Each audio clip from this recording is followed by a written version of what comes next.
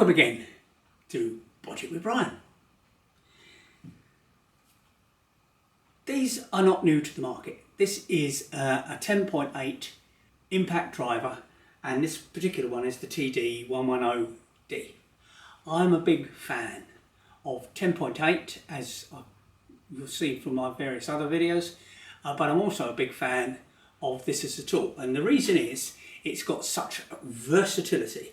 I'm going to put in a standard size screw. It's got a slow start.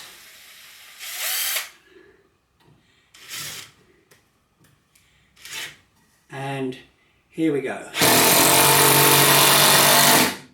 Now that's good performance.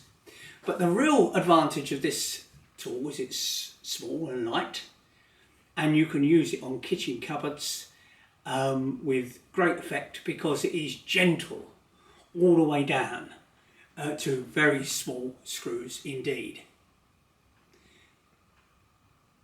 Every so often though, you've got a bigger job to do than maybe this would do. It may be that you're going to put in thousands of them. It may be that you're going to put in bigger screws. It may be that you need more torque because of the timber you're going through, the size of the screw and so on.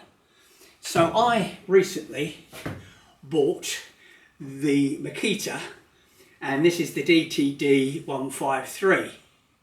The interesting thing about it, this is a brushless version admittedly, but apart from the height of the battery, you can see that it's physically shorter, which means inside a kitchen cabinet it would have some advantages. But this is no lightweight tool. This is designed to punish the screw. And all of these devices have, I think, far too fast a speed when you put the switch on. I do not know why we have to go fast first of all. Okay, they've got a slow start. Yeah, but when you start driving, you inevitably go fast. And why is that? Why doesn't it go to impact earlier? I don't know. Makita, maybe you can tell me. But here we go with this screw. We could start it off slow like so, but look at that. That is hammering away, and you've got to be in control to not split the timber, go too fast, go too deep, because it is whacking away at no end of speed. So this is a real sight tool for big screws, in my opinion. It has an advantage and it's got short distance. Good tool from that point of view.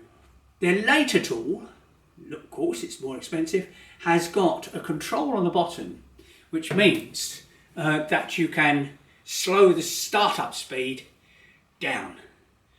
And I'm not even sure that when you unscrew, it hasn't got the feature that when it gets to the point where the screw is out, it doesn't carry on turning. It stops on its own.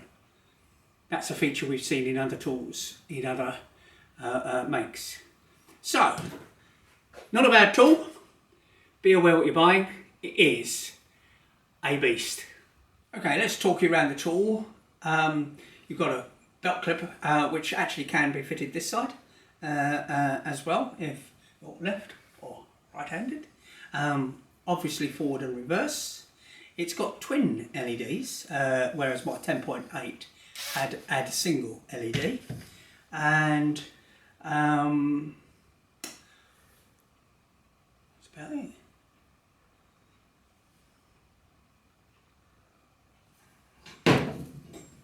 This is the Systema case for this tool, and as you can see, I need to take out the bit.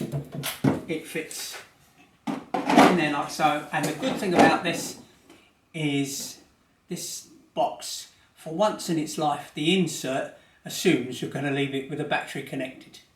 I think that's a good feature to have, and about time they did it. So we bought the case with the insert for this tool, and maybe that's for the charger if it were a complete kit, maybe a spare battery, don't know. But wouldn't it be just an idea for you to go, look at all this wasted space underneath here if you went 1, 2, 3, 4 tools in one small box like that. What about it, Makita? We got an idea there? Or is that another one that's flown by the cuckoo's nest? We're going to put some links to Amazon for you to view it. And don't forget, we're on Instagram, Twitter and YouTube. And we'll be delighted to see you on there. Thank you again for watching Watch It with Brian. And don't forget, subscribe.